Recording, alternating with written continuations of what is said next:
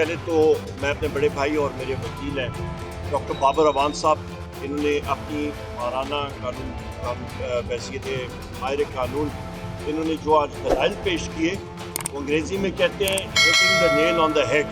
انہوں نے بالکل منطقی بات کی اور وہاں پہ پہنچے اور انہوں نے ظاہر کیا کہ جج صاحب کو کہ یہ CRPC کا جو ہے سلسلہ، یہ ذمہ داری ہوتی ہے پولیس کی کہ وہ جا کے انویسٹیگیشن پوری کرے.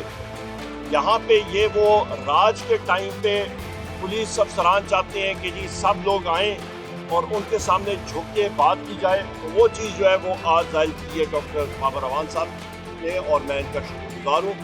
اور میں جج صاحب کا بھی ہوں جو انہوں نے ڈائریکشن دی. یہ تو ہوگی قانون کے حوالے سے بات. دوسری بات کہ ہر جگہ پہ پہنچنے کی بات، تو میرے پاس اڑن کشتی تو نہیں ہے، اور میں نے قومی اسمبلی کے فلور پہ بھی کہا تھا کہ دنیا کھوج لگا رہی ہے اربوں ڈالر استعمال کر کے کہ وہ خلائی مخلوق کی تخلیق کرے.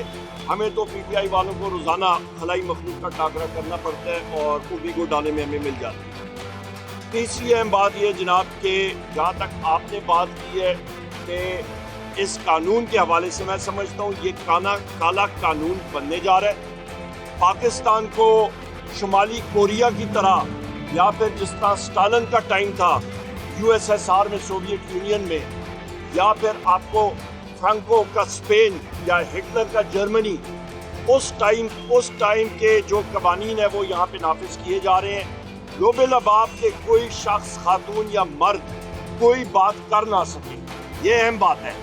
تیسری بات، اور یہ ہم لوگ اس کو اپوز کریں گے، نیشنل اسمبلی میں کریں گے، ہم لوگ صوبائی اسمبلی میں کریں گے، ہم لوگ ہر چوک میں اس کی مزاحمت کریں گے. یہ ہمارا آرٹیکل 7 کے تحت ہمارا فریڈم آف ایکسپریشن، یعنی کہ اظہار رائے کی آزادی، یہ ہمیں گارنٹی ہے 73 کے آئین کے تحت، اور اس کا ہم لوگ دفاع کریں گے. آپ اس کے ساتھ فریڈم ایکسپریشن آ جاتا ہے، اس کے ساتھ ساتھ آپ یہ دیکھیں کہ ڈیفینیشن آف اسٹیٹ جو ہے اس پہ آپ آ جائیں تو ڈیفینیشن آف اسٹیٹ بڑا کلیئر ہے.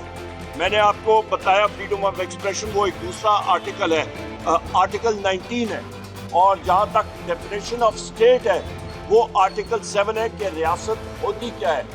آپ کا جو اسٹیٹ ہے یا ریاست، اس پہ آپ کا قومی اسمبلی ہے، آپ کی صوبائی اسمبلی ہے، آپ کی فیڈرل حکومت ہے، وفاق کی حکومت ہے، آپ کی صوبائی حکومتیں ہیں، آپ کی تحصیل میونسپل ایڈمنسٹریشن ہے TMA، وہ ادارے جو کہ ٹیکس یا سیس نافذ کر سکتے ہیں. آپ نے بات کی کہ 2 ادارے آمنے سامنے، سیکیورٹی ادارے وہ اسٹیٹ نہیں ہیں، تو ان کا آمنے سامنے ہونا آپ کے عدلیہ کے سامنے وہ جواز ہی نہیں بنتا. عدلیہ ادارہ ہے، سیکیورٹی ادارے اسٹیٹ، یا کہ آپ کے جو ریاست ہے اس کا ایک مطلب آپ سمجھے ٹول ہے، اس کے اوزار ہے. تو آمنے سامنے جو ہے وہ ماتحت چیز، وہ اوپر سپیریئر باڈی کے ساتھ آمنا سامنا ٹکراؤ نہیں کر سکتی ہے آئین اور قانون کے مطابق.